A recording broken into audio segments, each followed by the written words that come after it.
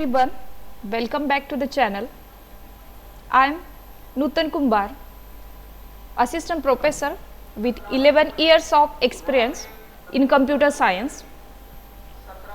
In today's lecture, we are going to cover the basic of C programming.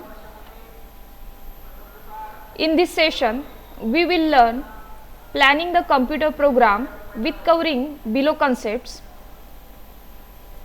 which means concepts of problem solving, then problem definition. First of all, what is problem solving in programming? So firstly, keep in mind that problem solving in programming, which is the process of understanding task or a challenge and finding a step-by-step solution that a computer can follow.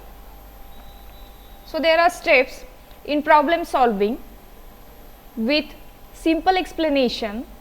First one, understand the problem. What exactly is the task? That means you have to analyze the input and the outputs. Second, what data do you need? What should be the result? For that purpose, break the problems into steps. That means think logically, right? What are the steps to reach the solution? Plan the solution.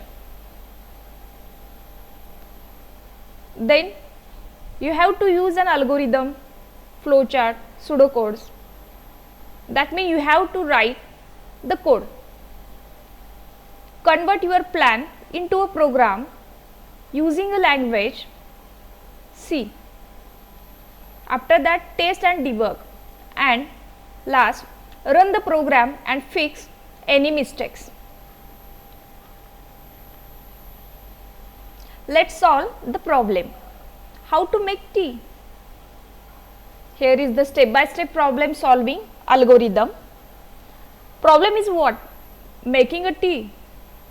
And what are the inputs regarding to that? Water, tea leaves, milk, sugar. So what is the output? A cup of tea. Some steps regarding to the making tea. Boil water, add tea leaves, let it brew for a few minutes, add milk and sugar, boil again, strain the tea, serve the hot in a cup. So this is regarding to solving the problem, which is a real world problem, how to make a tea, which includes the step by step problem solving algorithms, and these are the steps. So programming versions, again, calculate area of circle. Let's convert a real world task into a programming problem. So problem is that the calculate the area of circle, which have the inputs radius r, outputs area. So what is the formula? A equal to pi r square. And which are the steps regarding to that calculate the or calculation of that area of circle? First one, which is start, then read the radius r, calculate area, which having the pi equals to 3.14 into r, display area, then stop. This is problem solving in programming, understanding a problem, breaking it into the logical steps, and then writing code to solve it. Why is the problem solving important in programming? It helps you write efficient code. It builds logical thinking. It makes debugging easier. It is the foundation of becoming a good programmer.